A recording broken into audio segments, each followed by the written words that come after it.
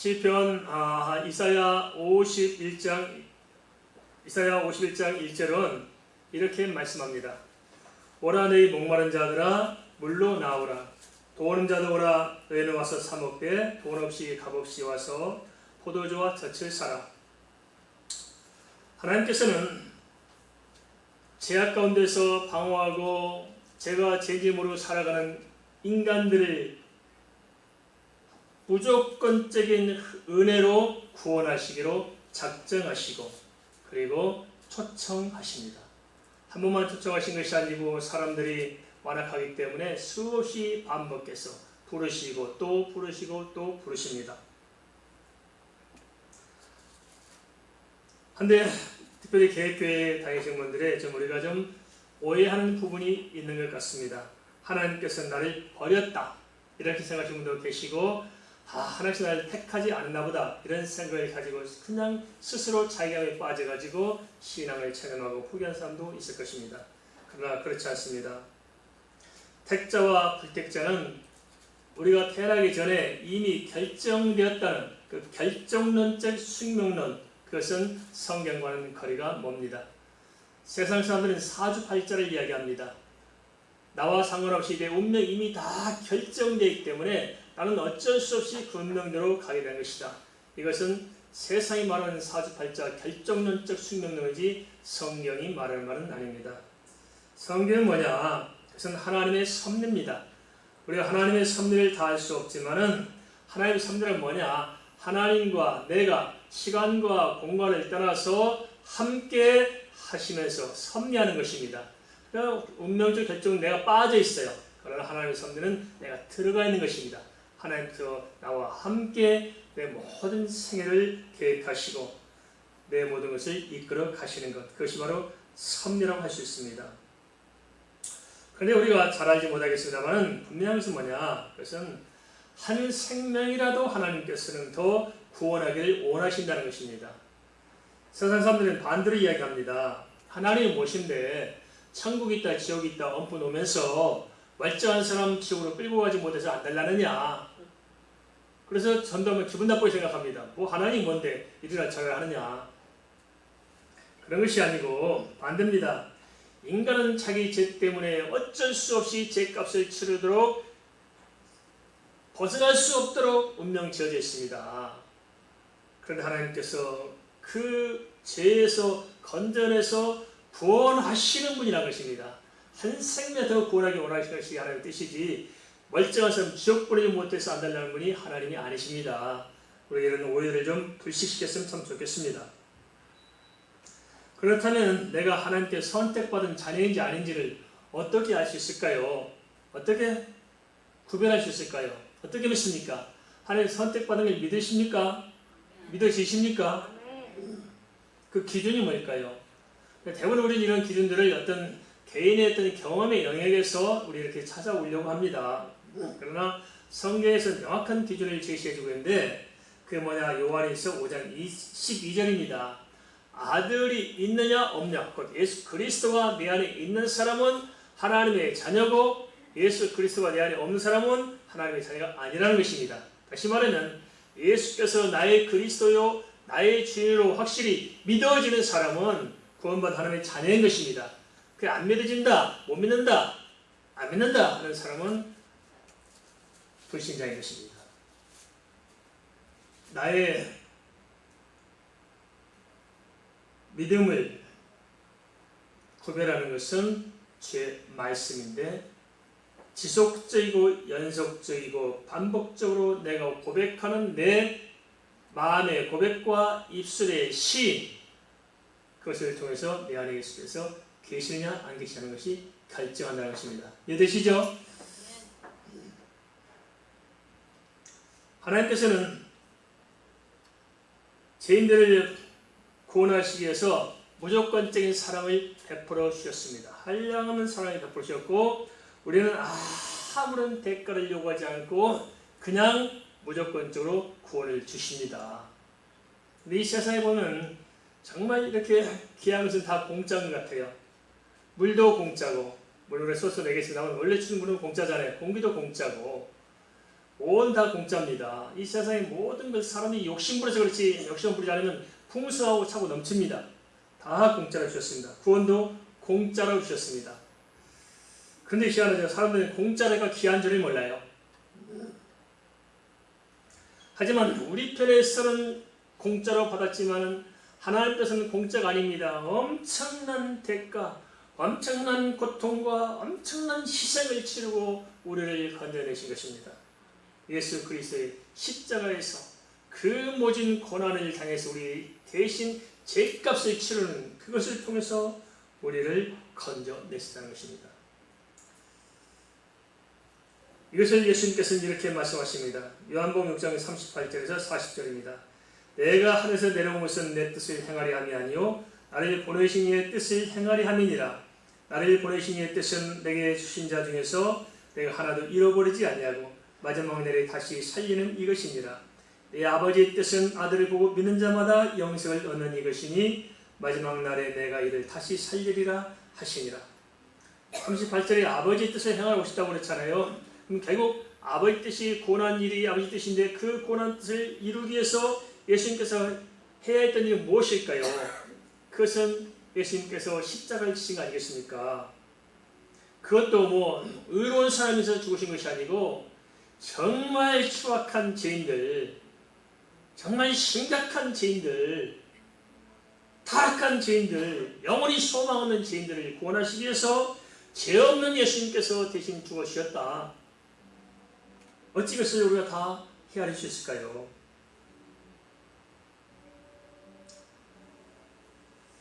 참 사람들이 자기가 얼마나 죄인지를 모르는 것 같아요. 진짜 내가 죄인인가 아닌가 아는 사람 같은 사람들이야 은혜 받아야 알게 되어 있습니다. 진짜 주님 은혜를 받고 주님께 가까이 가면 갈수록 이 죄성 때문에 몸부림치는 거예요. 그래 안 그래요? 내가 예전에 몰랐어. 내가 의로운 줄 알았어요. 그러나 진짜 예수 만나고 정말 주님 가까이 가면 갈수록 정말 고통스러운 거예요. 이 죄성 때문에 몸부림치는 거예요. 그래서 제일 제 입버릇처럼 하는 기도가 하나님 이 시간부터 다시 시작할게요. 제가 1부 예배 때 그렇게 시작하는 제가 오늘부터 다시 시작하면 되는구나. 또 제가 벌써 설교 잘못한 것 같아요. 그래서 또 회개하고 하나님 2부 예배 때 지금부터 다시 시작하겠습니다. 또 썼어요.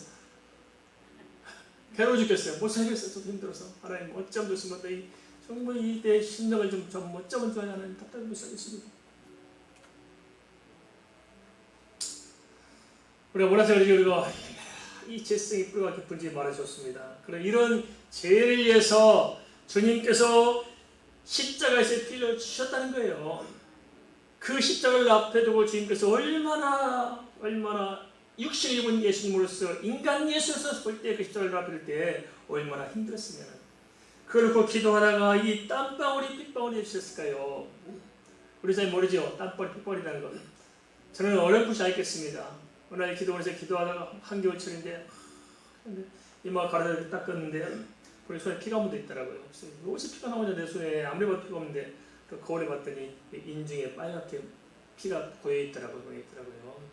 그래서 알았어. 진짜 사람이 심각하게 참 하면 이곳에서 피도 나는 거구나. 그래서 지금 땀이 핏방울이 됐다고 성경에 기록하고 있으니까 우리가 살짝 묻을 수 있게 그렇지만 주님께서는 그 핏방울이 나올 정도니까 얼마나 그 몸부림치는 기도가 있었겠습니까? 그런 기도를 통해서 십자가를 지신 거예요. 그 십자가 우리가 보기엔 너무 아름다워 보이죠? 아닙니다. 얼마나 잔혹한 건데요. 도살장에 가본 적이 있으십니까? 저도 예전에 도살장에 본 적이 있어요. 지금 도살장도 시설이 잘 돼서 그런 게 없지만 몇십 년 전에 도살장에 가보면 정말 처참하고 잔혹해요. 한쪽에서는 피가 흘러다니도록 또랑이 만들어 놓고 피가 막 난잡하게 흘러가고 있으면서 피가 썩어서 냄새가 나고 한쪽은 똥이 그냥 쌓여있고 한쪽은 머리 잘라서 팽개쳐 있고 내장 잘라 집어넣고 그게 도살장이거든요. 구약의 제사장들이 이렇게 제사를 지낸 거예요. 그 제사의 제물이 바로 예수 그리스도 십자가에서 그렇게 돌아가신 것입니다. 물과 피를 다 쏟고 창으로 찔리고 채찍으로 맞고 가시멜관을 쓰고 숨 한 번 쉬게 만들겠어요. 못 받겠는데 숨이 막히면 숨 한 번 쉬려면 끌어당기면 손발이 찢어지고 숨 한 번 쉬고 그러다 놓으면 또 다시 숨이 막히고 반복하면서 6시간 동안 그 고난을 겪고 운명하시고 우리의 죄를 계속해서 살 길을 열어주신 것입니다. 우리는 공짜로 받았지만은 그 공짜의 그 구원을 주시기 위해서 지금 치른 값은 공짜가 아니었어요. 잔혹하고 무지막지한 고난의 이 결과로 우리가 구원을 얻은 것입니다. 39절의 마지막 면의 설명에서 어떻게 뭡니까요? 그렇게 해서 주의 대속으로 철저히 부패한 우리 죄인들을 구원하시고 마지막 후속사의 완성이 그 재림 때 다 영원한 지옥불로 다 다시 던져져 할 것, 산 자나 죽은 자나 다 판결을 내야 될 그 자리에서 우리는 영원한 생명을 바라볼 수 있도록 하셨다. 지옥 갈 사람들을 천국으로 보내셨다. 이게 얼마나 대단한 감격이겠습니까? 우리가 이 구원을 얻은 것입니다. 그래서 사역자는 아들을 보고 믿는 자마다 영생을 얻게 한다고 말씀하셨는데 그 의미는 무엇일까요? 그 큰 구원을 베풀어 주시면서 우리에게 요구한 바가 아무것도 없다는 거예요. 뭘 요구해요? 행함을 요구했습니까? 뭘 돈을 요구했습니까? 뭘 고난을 요구했습니까? 뭘 요구해요? 아니에요. 무조건적인 사랑으로 오직 한 가지 요구하겠다는 그 사실을 믿고 구원받으는 거 아니겠습니까? 그 사실을 믿고 구원받으라. 예수가 그리스도요, 그분이 우리의 주인 되시는 사실을 믿는 자는 구원 얻도록 작정하셨다는 것입니다. 이게 하나님의 예정입니다. 한데 문제는 당시 유대 사람들조차도 이 사실을 믿지 않고 거역했다는 것입니다. 요한복음 1장 11절은 그렇게 시작하잖아요. 자기 땅에 오매 자기 백성이 영접하지 아니하였으나. 하나님 언약 가운데 이스라엘 자기 백성 자기 땅에 오셨지만은 누구 하나 영접하지 않았다는 것입니다. 사람들은 영접한 대신에 구원의 은혜를 헛되이 짓밟았고 구원의 그리스도를 십자가에 못 박았습니다. 그런데 그 이유도 참 가지가지입니다. 뭐냐?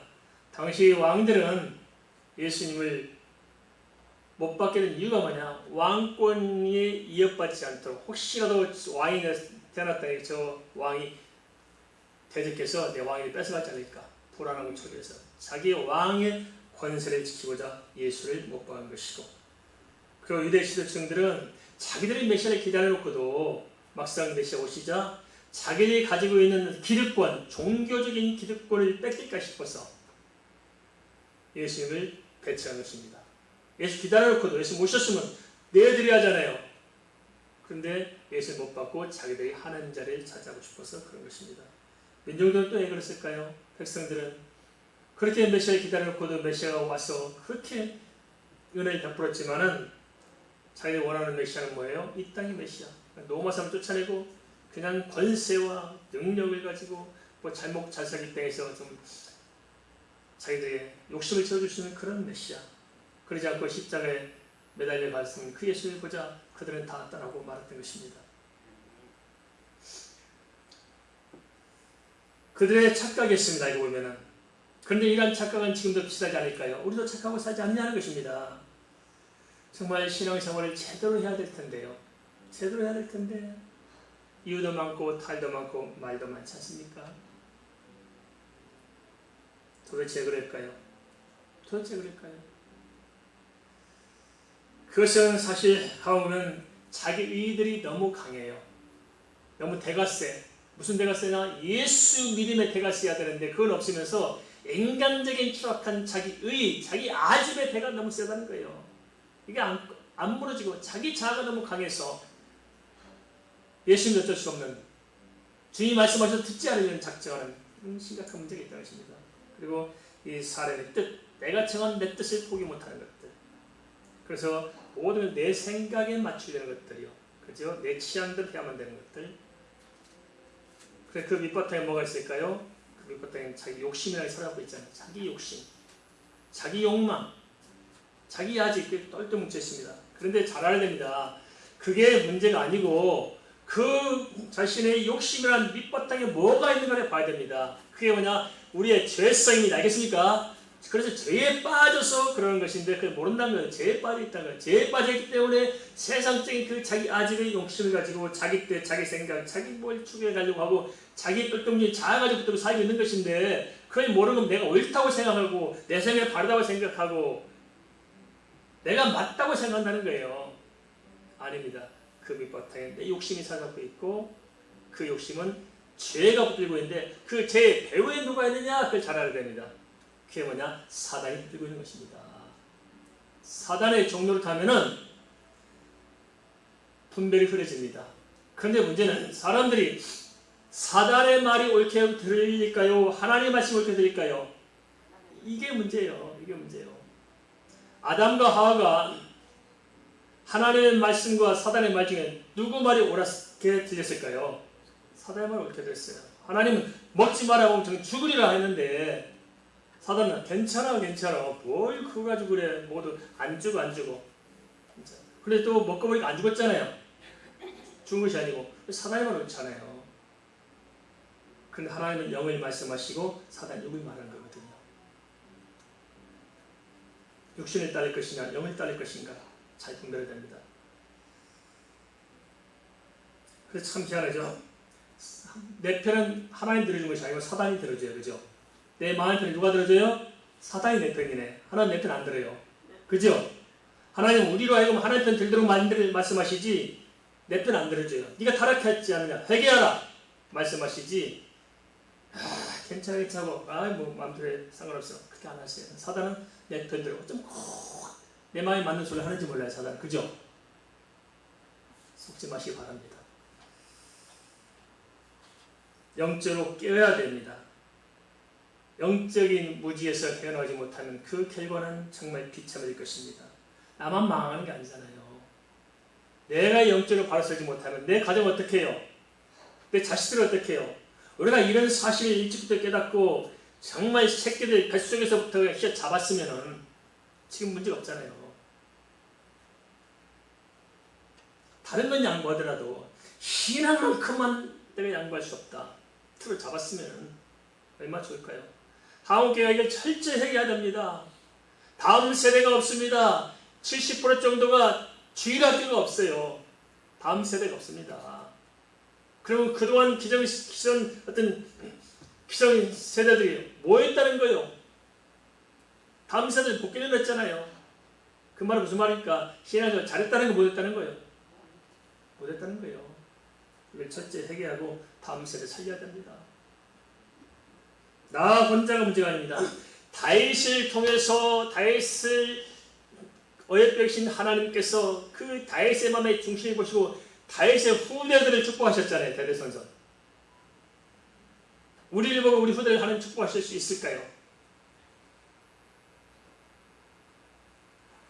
나만 망치는 것이 아니고 내가 잘못되면 내 후대 다 망칩니다. 도대체 왜 그럴까요? 깊이 생각해야 됩니다. 요한복음 6장 41절 43절 이렇게 말씀하십니다. 자기가 하늘에서 내려온 떡이라 하심으로 유대인들이 예수에 대하여 수군거리 이르되 이는 요셉 아들 예수가 아니냐 그 부모를 우리가 아는데 자기가 지금 어찌하여 하늘에서 내려왔다 하느냐. 예수께서 대답하여 이르시되 너희는 서로 수군거리지 말라. 41절 예수님께서 하늘에서 내려온 떡이라고 예수님 친히 증언하셨습니다. 예수님께서는 사람의 영혼을 살리는 생명의 양식인 것입니다. 그러니까 우리가 십자가의 그 언약의 복음을 들어야만 살 수 있다는 것입니다. 이게 하나님의 창조 원리입니다. 우리는 하나님의 말씀을 들어야 살게 되어 있어요. 복음의 말씀을 들어야 우리 영혼이 생동과 함께 살아낼 수 있고 영혼이 살아야 우리가 모든 삶을 끌어나갈 수 있는 힘과 능력과 지혜가 거기에 있다는 것입니다. 영적으로 잘못되면 사람이 무지해요. 보세요. 믿음 좋다고 확 떠버리다니 한번 굉장히 무지해요. 왜냐? 영혼이 안 되어 있는 거거든요. 그래서 우리가 예수 믿는 건 별도 어떤 좀 생활한 일부가 아니고 이게 핵심입니다. 핵심.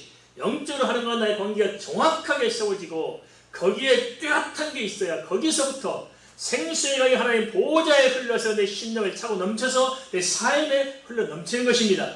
믿으십니까? 이게 막히면 안 되는 거예요.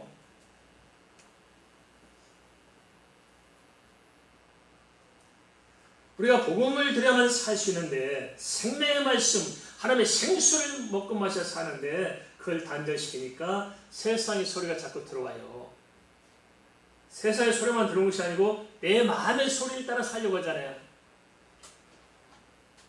그러면 결국은 사단의 소리에 매이게 됐습니다. 사단을 쫓아다니요.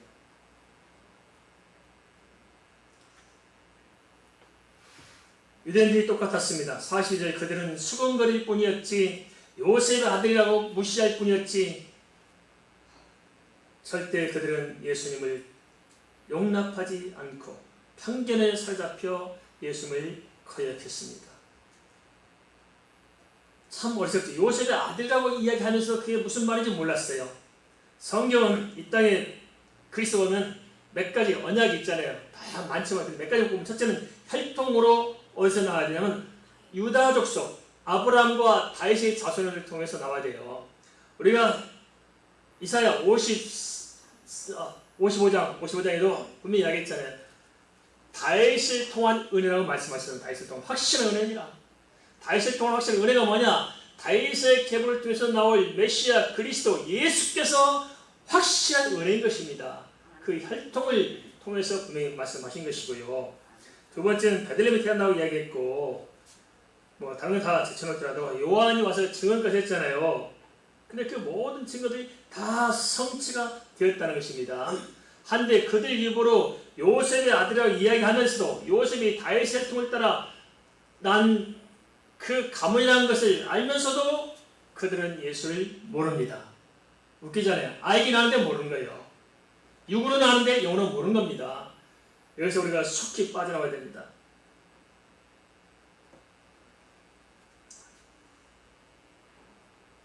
지금도 참 이런 상황들이 비슷한 것 같습니다. 그럼 세상을 보면 좀 안타깝지 않아요? 왜 그렇게 사람들이 무속을 좋아할까요? 이렇게 무속을 쫓아할까요? 교회 다니면서도 참 무속을 좋아해서 다니는 사람들 많아요. 제가 어제 말씀드렸잖아요. 점집 앞에 가서 관사님 먼저 보세요. 아니에요. 지난주 내가 봤으니까 오늘 이번 주는 집사님 먼저 봐.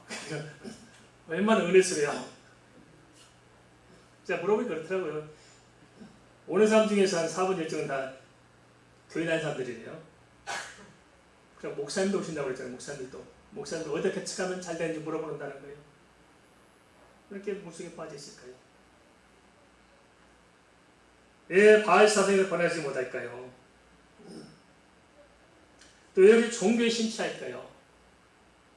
종교의 껍질을 깨고 들어가 보면 아무것도 없는데 왜 그게 심취할까요? 왜 이렇게 이단들이 이렇게 파헤칠까요?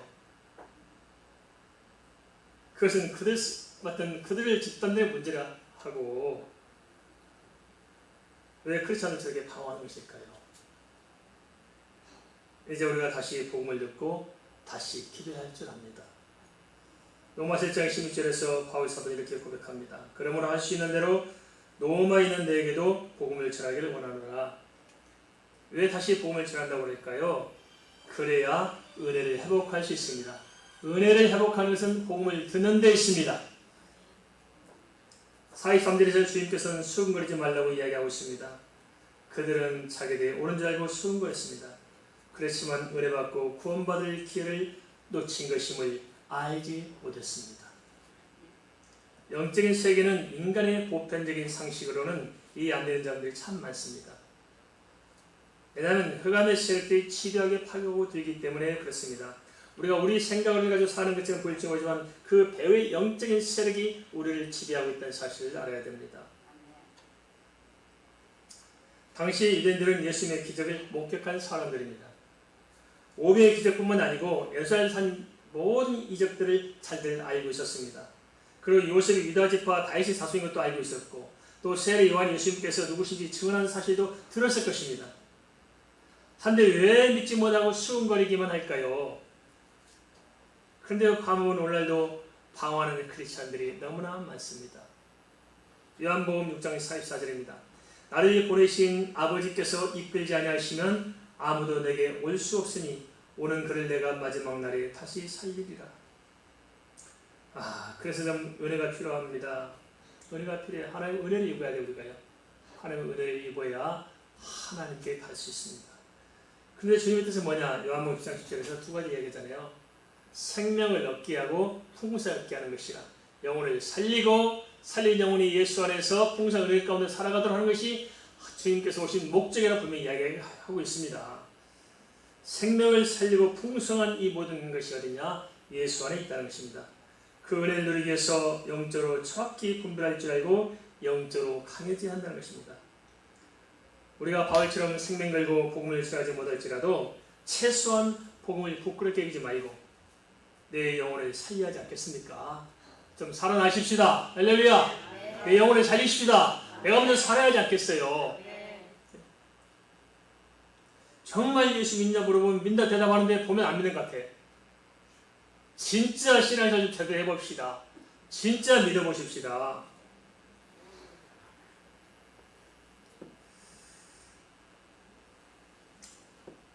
그러면 어떤 사람이 은혜를 받을 수 있을까요? 앞서 언급한 대로 하나님의 섭리를 우리가 다 할 수 없지만은 요한복음 6장 45절은 이렇게 말씀합니다.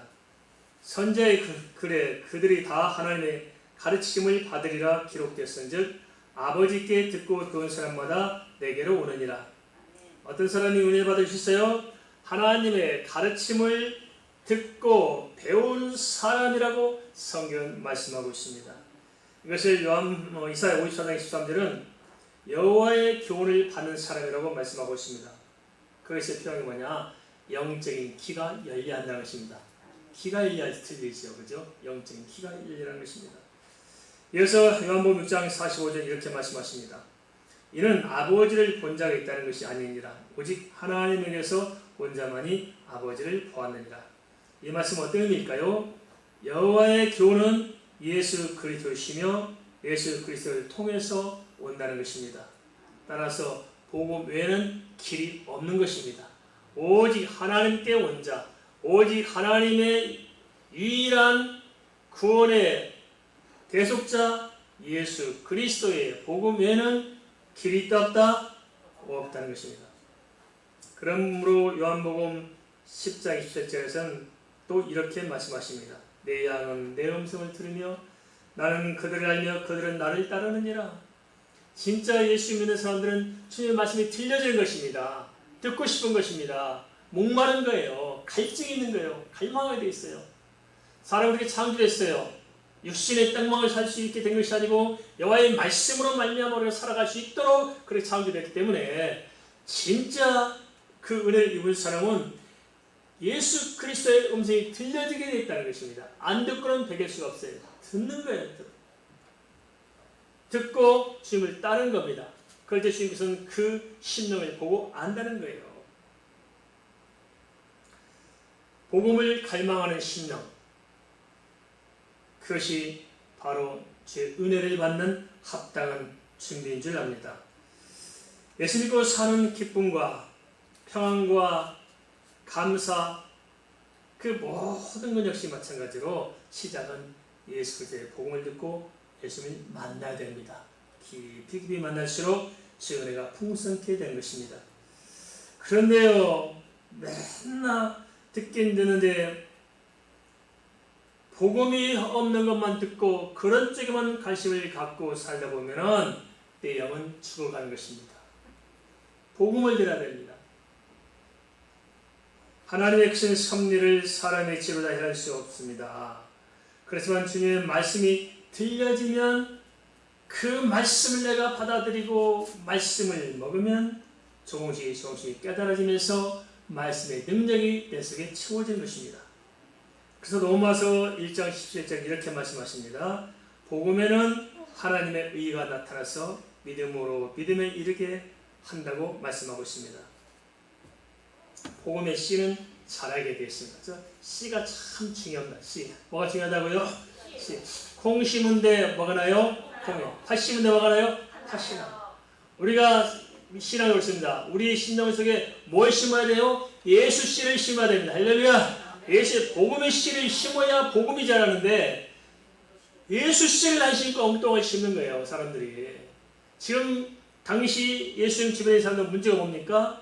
주님께서 그렇게 증거하고 그렇게 말씀할 것만 예수 그리스도를 내 마음에 심지 않고 그들은 오비의 기적을 붙들고 있고 자기 욕심을 심고 다른 걸 심어놓고 뭐 은혜 달라 쫓아다니는데 되겠습니까? 안 되는 거예요. 그런데 오늘날 이 시대도 그렇고 정말 가면 갈수록 더 심각한 게 문제가 뭐냐면 사람들의 심령 속에 특별히 예수 믿는 사람의 심령 속에 예수의 씨를 안 심고 다른 걸 심는다는 거예요. 그러니까 안 바뀌는 거예요. 엉뚱한 걸 심어놓고 자꾸 거기서 뭐가 만족하고 거기서 즐거워하고 거기서 뭐 하고 있지만은 아니다. 그렇게 하면 할수록 내 영혼이 죽어지고 마음이 더 공허해지고 아무것도 안 남는 거예요. 이게 우리의 문제가 아닐까요? 가만히 생각해 보세요. 내 마음의 씨 중심에 뭐가 있습니까? 예수 씨가 심어져 있습니까?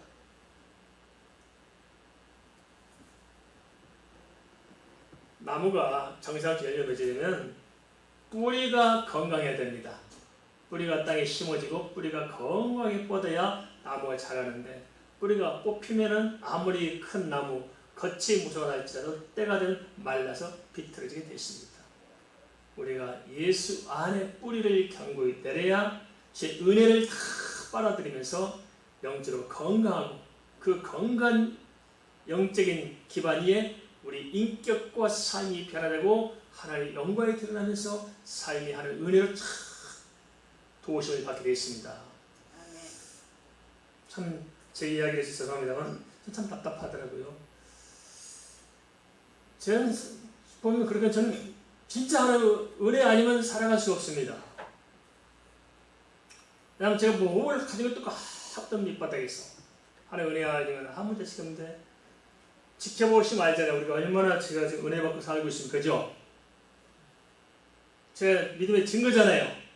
정말 우리는 다른 걸 바라지 않고 진짜 예수만 전하고 영혼 구원하님만 매진하고 살아왔는데 보니까 필요한 사람이 다 채워주셨어요. 할렐루야. 그래서 제가 저만 그런 것이 아니라 제 주변의 목사님들 바라보고 신을 다 바라보거든요. 다 그렇더라고요.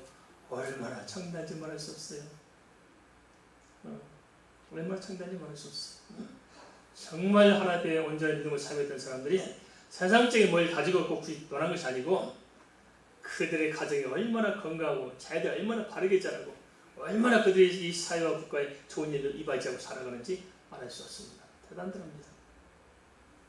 그런데 그것이 명확한데 참 희한해요. 우리는 힘으로치 않으면서 얘 열매가 없냐고 우리는 타락하거든요. 그래서 뭘 자꾸 이렇게 자꾸 말이 많고 수용거리고 시험 든다 뭐지 자꾸 이런 맨날 내고 사는 거예요. 뿌리는 땅에 안 박히는 거지. 내 안에 예수 씨가 안 심어져 있는 거죠. 그러니까 그 속에서 벗어나지 못하는 거예요. 답답한 거예요. 변화가 없는 거예요. 좀 본질을 뜯어고쳐야겠습니다. 공 심은데 홍나고 팥 심은데 환난다고요. 심대로 거두는 겁니다. 믿습니까? 예수 제대로 심어야 예수를 제대로 된 열매를 거두는 거죠. 은혜를 심어야 은혜를 거두는 것이고 믿음을 심어야 믿음의 열매를 거두는 것이고 하나님의 뭐 제대로 내가 심겨져야 나를 통해 하나님 역시 일어나는 것인데 심겨진 건 없으면서 공허하니까 말만 많잖아요. 이유만 많잖아요. 예수님 보여줘도 못 믿잖아요. 심지어 못 박아 죽이려고 담배 들잖아요. 그래놓고 뭘 원해요? 이게 너무 답답한 거예요. 제가 생각할 때 너무 답답하다. 왜 예수를 확실히 못 믿을까?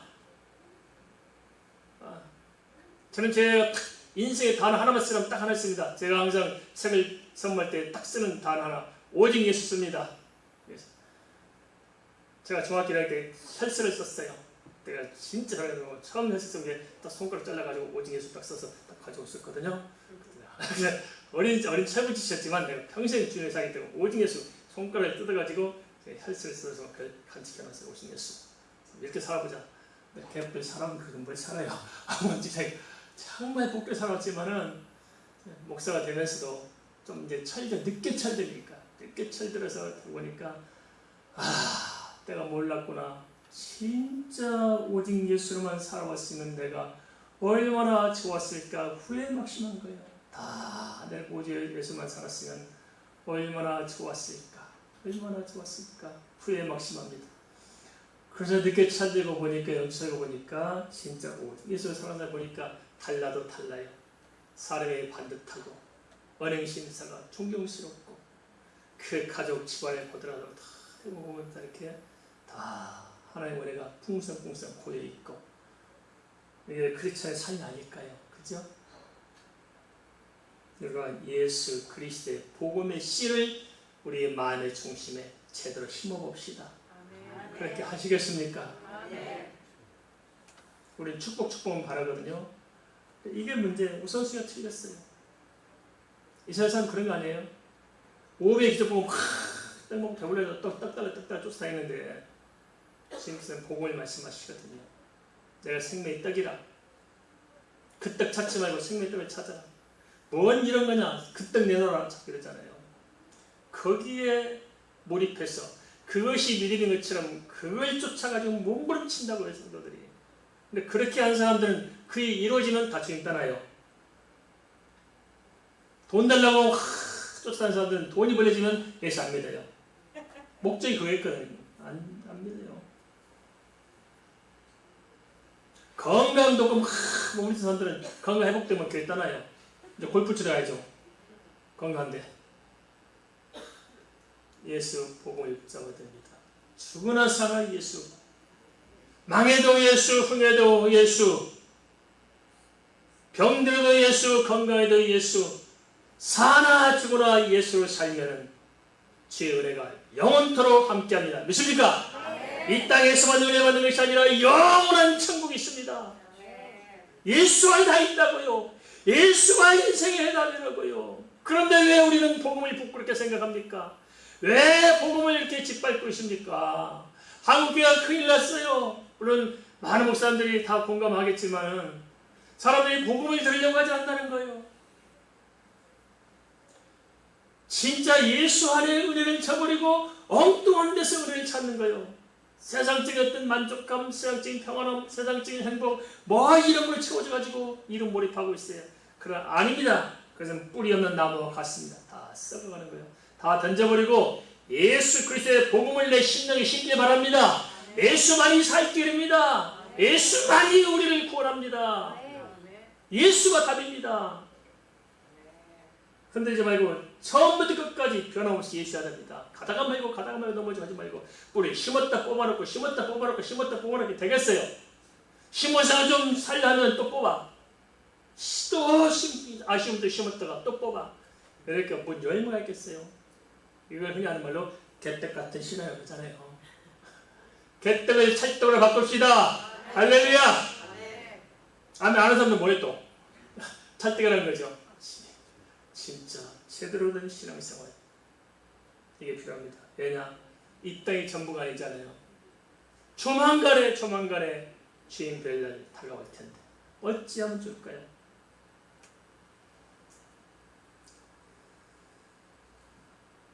그런 사람들에게 예수께서 이렇게 말씀하셨습니다. 요한복음 40절 50절입니다. 진실로 너희에게 이르노니 믿는 자는 영생을 가졌나니 내가 곧 생명의 떡이니라. 너희 수상들은 광야에서 나를 먹었으로 죽었거니와 이는 하늘에서 내려오는 떡이니 사람으로 하여금 먹고 죽지 아니하게 하는 것이니라.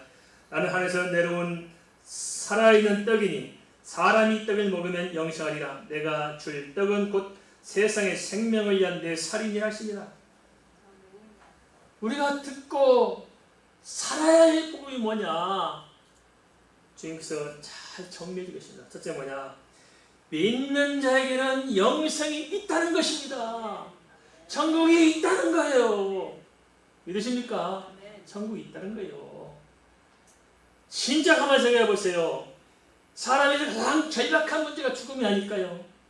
이 세상을 떠난다는 것만큼 허망한 게 뭐가 있을까요? 모르게 몰라도 여기 계신 분 많은 분들은 이제 손가락 꼽아야 될지도 몰라요. 그죠? 저도 얼마 전에 제가 죽으면 제 장례식장에 걸은 사진원에서 찾아봤어요. 하나 찾아봤어. 방정맞은 생각일지 모르지만은 생각해보니까 저도 살 날이 많지 않더라고요. 생각해보니까. 그냥 뭐 세상에 그렇게 아쉽다고 그렇게 아등바등 해야겠냐고요. 20대 30대도 아닌데 우리는 영원한 소망을 바라야 된다. 천국이 분명히 있습니다. 영생이 분명히 있습니다. 이게 복음입니다. 두 번째, 광야에 만나도 하나님께서 은혜를 주신 거예요. 광야에 살 때도. 그렇지만 그 만나만 먹으면 안 되는 거예요. 그 광야에서 주셨던 만나가 궁극적으로 무엇을 말하는가 하는 하나님의 음성을 들어야 한다는 거예요. 그 광야가 만나가 뭐냐? 예수 그리스도입니다. 그래서 주님께서는 광야의 만나를 통해서 광야의 만나는 먹어도 죽었지만은 예수님이야말로 살아있는 떡이기 때문에 영원한 생명의 양식이라고 말씀하고 있다는 것입니다. 그래서 우리에게 주시는 모든 은혜를 통해서 그리스도를 바라봐야 하는 것입니다. 셋째는 예수님은 하늘에서 내려온 떡 곧 유일한 구원의 길이라고 말씀하고 있습니다. 예수 외에는 구원이 없다. 예수밖에 구원이 없다는 사실을 알게 됩니다. 우리는 이렇게 하면 또 여기는 또 수긍을 해요. 그래, 예수밖에 구원이 없지. 한데 우리의 삶의 문제에 있어서도 돈 문제, 건강 문제, 자녀 문제, 취업 문제, 사업 문제, 내 마음의 심령의 문제, 어떤 문제든지 예수께서 내 인생 그 문제 해답이라고 믿느냐 하는 것입니다. 믿습니까? 돈 문제 해답이 예수인 줄 믿습니까? 돈은 돈이 예수 대신이지. 어떻게 예수 해답이 될 수 있냐? 해답이 믿습니까? 성경의 해답입니다. 예수 그리스도를 만나면, 죄의 복음을 들으면 사람들에게 지혜가 임하고 사람들이 변화되고 삶이 바뀌고 내 인격이 새로워지고 내가 새로운 아이디어가 임하고 내가 건실해지고 그런 남들이 도와요. 알겠습니까? 돕내를 붙이신 것입니다. 예수가 되게 돼 있더라고요. 진짜 믿는 사람은 예수 믿는 믿음만 가지고도 살아갈 수 있어야 그게 진짜 예수입니다. 동의하십니까? 예수 믿음만 살아간다. 내가 예수 믿음. 철저히 주님 믿는데 어떻게 주님께서 역사하신가를 보자는 것입니다. 그래야 우리가 생동하는 신앙을 살 수 있지 않겠습니까? 주님께서 믿는 자를 통해서 양분을 공급하세요. 말씀에 지혜도 공급하시고 삶의 능력도 공급하시고. 학생도 그렇더라고요. 저는 뭐 공부하는 사람들이 제일 먼저 강조하는 게 성경 한 장 읽고 기도부터 하고 시작하라고 강조합니다. 그래서 항상 도서관 처박혀서 공부한다 되겠습니까? 생각은 딴 데가 있는데요. 내 마음이 추스리 못해서 마음이 붕 떠가지고 정신이 없는데 혼란스러운데요. 그럴 때 다 우리가 주 앞에서 무릎 꿇고 기도하면 주께서 지혜를 주십니다. 경험해보시 아시겠죠? 마음이 막 혼란스러워 복잡해. 답답해 미치겠어요. 어떻게 할 수가 없어요. 그럴 때는 주께 와서 기도하다 보면 눈에서 눈물이 솟아나고 내 자신을 다시 들여다보게 되고 인생을 다시 바라보게 하면서 다시 깨닫게 하고 인생의 새로운 전망을 내가 보게 되는 것입니다. 그래서 항상 좀 힘들다면 다시 그 자리를 찾습니다. 물론 내가 다시 좀 더 금식하면서 기도해야 되겠구나. 더 기도에 집중해야 되겠구나 생각이 들더라고요. 우리 성도를 위해서 기도해야 되는구나. 내가 지금 오늘 이렇게 초청 예배한다고 우리 예배 해봅시다. 전성도 출석절 했지만 또 못 깨어나오잖아요. 또 저도 어찌해야 될까? 이 극심한 영적 전쟁, 그 배이는 사단에서 어떻게 뺄 것인가? 담임 목사님서부터 기도해야겠구나. 다시 또 기도하고 금식하면서 그들 위해서 기도해야 되는 것이 마음도 안 되는 거구나. 이게 예수가 해답입니다. 믿습니까? 예수가 해답이에요. 예수 믿습니까? 걱정할 거 없어요. 아무도 염려할 거 없습니다. 속지 마시기 바랍니다. 넷째, 그 떡은 십자가의 대속을 가리킵니다. 십자가에서 찢어주신 주님의 살과 피를 먹고 마시는 것, 그게 참된 양식이요 참된 음료입니다. 그 말은 무슨 말입니까? 그 십자가에서 지금서 말씀하신 다 이뤘다는 예수 그리스도의 복음의 완벽한 성취, 그것을 내가 믿고 그 말씀을 듣고 내 영이 먹는 것, 그것이 주님께서 말씀하신 떡입니다. 다섯째, 우리가 할 일은 뭡니까? 다른 거 없습니다. 뭘 우리가 다른 방법으로 아닙니다. 그냥 그 말씀을 진득하게 믿고 일마다 때마다 주의 말씀을 듣고 믿고 그 말씀을 들고 기도하다 보면은 나도 모르는 사이에 주께서 역사하신 부분이 보이는 것입니다. 할렐루야! 하나님은 살아계십니다. 반드시 영생이 있습니다. 반드시 주님께서는 우리에게 구원의 은혜를 베풀어 주실 것입니다. 이미 주셨습니다. 그 사실을 알고 주님께 더 가까이 다가설 때 우리에게 이제는 알지 못했던 더 큰 은혜가 있을 줄 믿습니다.